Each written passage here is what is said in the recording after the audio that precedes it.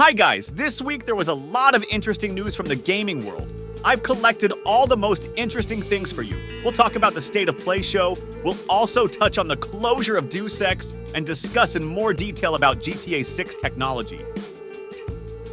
Of course, do not forget to subscribe to the channel. It is very important for the development of the channel. Have a nice watch, and let's go learn something new. The Swedish gaming company Embracer Group AB is canceling a video game in the beloved Deus Ex series after 2 years of development and will lay off a number of employees as part of an ongoing initiative to cut costs, according to people familiar with the moves. Eidos, the Montreal, Canada-based studio behind the game, will instead focus on an original franchise. The cancelled Deus Ex project, which had not yet been announced, was slated to enter production later this year, said the people, speaking anonymously because they are not authorized to talk to the press. Following a period of massive expansion during the pandemic, Embracer Group has lately been making widespread layoffs, game cancellations, and studio closures.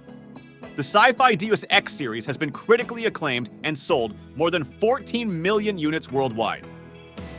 It was acquired by Embracer in 2022. CD Projekt Red has released patch 2.11 for Cyberpunk 2077, addressing myriad bugs and balance issues in its open-world role-playing game. Released on its website, the patch notes focused on fixing the most common issues encountered by players, including finisher animations, and added a little something for Rayfield enthusiasts. Update 2.1 added a ton of new features to the game, on top of the already colossal Update 2.0, so a lot of this latest patch, available now for PlayStation 5, Xbox Series X and S, and PC, looks to address smaller issues baked in with them. Melee finishers, dashes turning into crouches, and wrongly upgrading items have all been fixed, among other issues. CD Projekt Red has also adjusted the frequency of car chases, stopped completed gigs remaining incomplete on the map, and addressed a bug where players couldn't sleep during the quest, "I really want to stay at your house." As for the Rayfield teaser, CD Projekt Red has also added the ability to change these vehicles' paint color in a new feature called Crystal Coat. While it's not available on other cars currently, the developer did say it is currently only available for Rayfield vehicles, meaning it may come to others later. The full patch notes can be seen below. Update 2.0 completely revamped the game with features such as a new perk system, an improved AI, and also brought closure to an Elon Musk fan theory, a reference to the late racing legend Ken Block, and bizarre additions to the game's biggest mystery. Update 2.1 later added a full metro system, romantic partner hangouts, new vehicles, and more. PlayStation hosted its first State of Play event of 2024 today, and we got over 40 minutes of updates on games coming to PS5. This included extended looks at Stellar Blade and Rise of the Ronin, as well as some surprises like Death Stranding 2, On the Beach, and Sonic X Shadow Generations. Here's the most interesting that happened at the January 2024 State of Play. Kojima Productions shared a traditionally lengthy trailer for Death Stranding 2, which is now officially titled Death Stranding 2, On the Beach. Norman Reedus' Sam Porter Bridges returns, and it appears he's facing off against a new group called Drawbridge. There was a lengthy sequence with a potential villain using a chainsaw guitar hybrid weapon that shoots lightning. And that's just one of the crazy things that happened in this trailer. DS2 will star Reedus, Leah Seydoux, Elle Fanning, Shioli Kutsuna, Troy Baker, and more. After the Death Stranding 2 trailer, Kojima confirmed his studio is working on a new IP for PlayStation. It's an action espionage game, and like many of Kojima Productions' projects, it will attempt to blur the line between video game and film. We don't have a title for this project yet. Rise of the Ronin is out on March 22nd, and Team Ninja gave us the best look we've seen so far at the upcoming action game. We got a look at the hub world of Yokohama, one-on-one sword combat with a parry system, and a lot more. The rumored Until Dawn remaster is real, and it's coming to PlayStation 5 and PC later in 2024. We got a look at the remaster's enhanced graphics and learned that developer Ballistic Moon is handling the project. Konami showed up to the State of Play to reveal Silent Hill. The short message, a free-to-play Silent Hill spin-off that will be available to play later today. Konami also shared a new trailer for the Silent Hill 2 remake project, but no release date or window was given. Judas is the next game from Ken Levine, the creator of BioShock, and it definitely resembles his original work. A full trailer for Judas was shown at today's State of Play, and it looks like a colorful, dystopian game with first-person combat. Sega revealed Sonic X Shadow Generations, which is an enhanced remaster of Sonic Generations, with new content featuring Shadow the Hedgehog. The teaser trailer showed the same levels we saw in the original Sonic Generations from 2011, as well as new levels where Shadow takes the lead. It's coming to PlayStation 4, PS5, Xbox Series X Vertical Bar S, Xbox One, Nintendo Switch, and PC in autumn 2024. We got a deep dive on Stellar Blade, the action game coming from developer Shift Up and publisher Sony Interactive Entertainment. We learned that the game is coming on April 26, 2024. The game takes place on an apocalyptic Earth, where a mysterious enemy has forced humans to flee to a colony. The main character, Eve, and her two companions, Adam and Lily, work to destroy mech-like enemies as well as hostile survivors. Eve will use guns and swords in stylish action combat. EA recently held its Q3 2024 earnings report conference call, which shed light on the company's plans going forward and gave insight into how its IPs are currently performing. One of the most highly anticipated releases by EA is a new Battlefield game. Many fans are hoping for either a remake of a classic title such as Battlefield 3 or a new game with less of a focus on being live service, as EA's current attempt was met with overwhelming at launch. However, the company has clawed things back, and now Battlefield 2042 has seen record engagement in recent months. During the earnings call, Stuart Canfield, the EVP and Chief Financial Officer of EA, shared some news regarding EA's plans for its non-sports titles over the coming years, and it looks like we could be waiting a long time for a new Battlefield game to emerge. Stuart Canfield noted that EA is looking for iconic new releases in FY25 and beyond, which includes franchises such as Battlefield, Mass Effect, and Star Wars. A new teaser for an upcoming Mass Effect game was revealed in November 2023, and it looks like the game may not release until as late as 2029, and the upcoming Star Wars games, including the third Jedi Survivor game and Respawn Entertainment's new FPS game, also look to be years away. But Battlefield fans may be able to jump into a new game much sooner, although don't expect it this year. EA is currently fully invested in Battlefield 2042, which is heading into Season 7 in March 2024.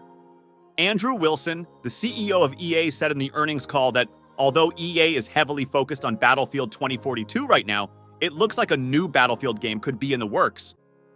As Andrew Wilson stated that multiple studios are working towards building an expansive universe for its fans, saying, "With Battlefield games typically launching in the autumn, we may not see another Battlefield game until autumn 2025 or even 2026. In addition to the titles mentioned above, EA does have plenty of new games in the works, including Dragon Age, Dreadwolf Skate, two currently untitled Marvel games, with one being focused on Black Panther, a new Sims game, and the return of EA College Football for the first time since 2013.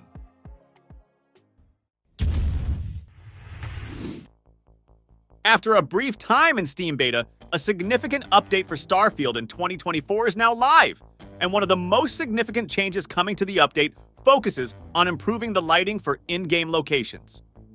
Spotted by various members on Resetera and Reddit, Starfield's Update 1.9.51.0 makes some tweaks to lighting.